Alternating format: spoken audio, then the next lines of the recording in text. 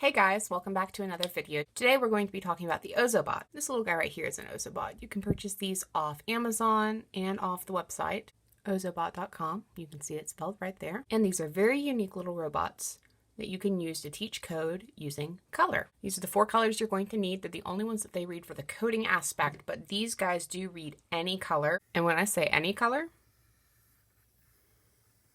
they'll read your skin as well. White is the only color they absolutely cannot read. The reason they can't see yellow super well is because it's so close to white.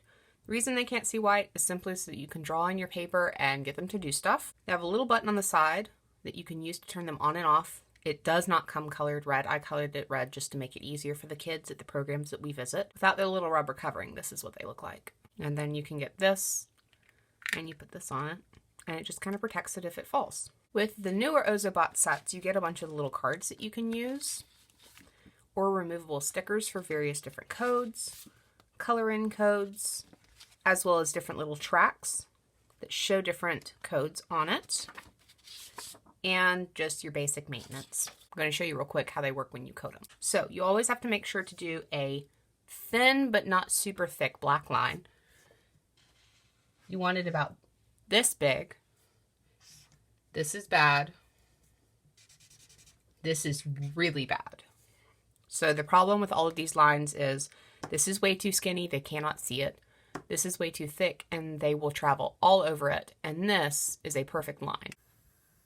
He runs around on that one.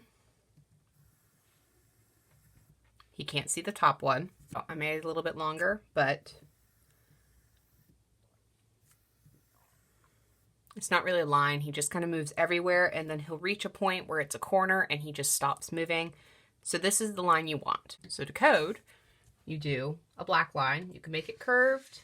You can make it straight. Then you use your different colors for the codes themselves. I like to make them in little circles. It's just easier for me to draw. And then after you do your code, you have to continue with the black line. Now there is a very special code, which is this one right here. It's blue and red at the very end of a line, and you do not put a code after it. And I'll show you why in a minute.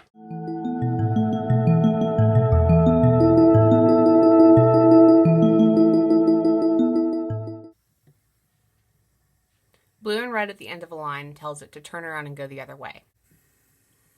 Blue, green, red is nitro boost, which makes it go super fast. This guy hasn't been used in a little while, so he probably needs to be calibrated a little bit, which you can use with this. To calibrate it, all you do is you put it on the circle, you hold the button until it blinks, and now he's calibrated.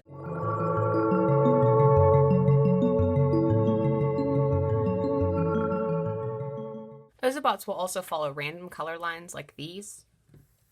They won't do anything super special except just change color to whatever the color is on that line. But if you like rainbows, it's fun to kind of just do that. Ozobots can also be used to tell a story. This is probably their strongest part, is that you can incorporate art, storytelling, and coding all together. So most of the time what we do to incorporate this in the STEAM Engine programs is that we have kids tell a story about, maybe it's a fairy tale that they're learning about, or a trip that they just took, or what they really want to do over the summer. They have to do at least 3 to 5 unique codes, as well as label each one and write a little snippet of a story with it. So this is one that I put together very quickly just to show you guys.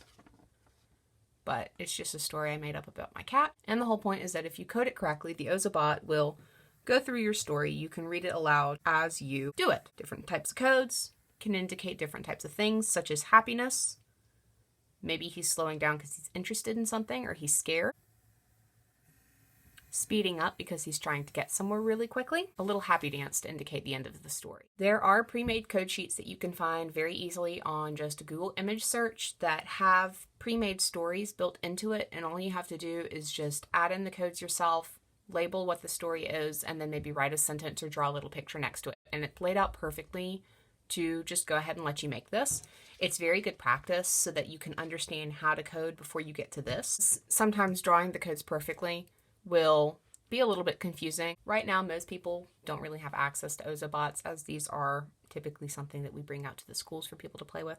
But Ozobot has decided to meet those needs doing an online virtual Ozobot coding program. If you're familiar with Ozobot Blockly, which is something that we have used before at many of our programs, it is the same format except you are coding a digital Ozobot that will run around on your screen, and there are little challenges that you can do to code your robot and learn better how to use Blockly. I really recommend you using Ozobot Blockly. If you haven't already, it's really good practice. If you have an Ozobot, I do recommend that you go online and look for some of the coding sheets or have a parent do it for you, just because it gives you a whole new range to be able to play with the Ozobot. I hope this was interesting for you. I hope you guys are interested in Ozobots. They're robots, so they'll be a little bit funky sometimes, but just, put up with their quirks, and they're probably the best one out there. I'll see you all again next week.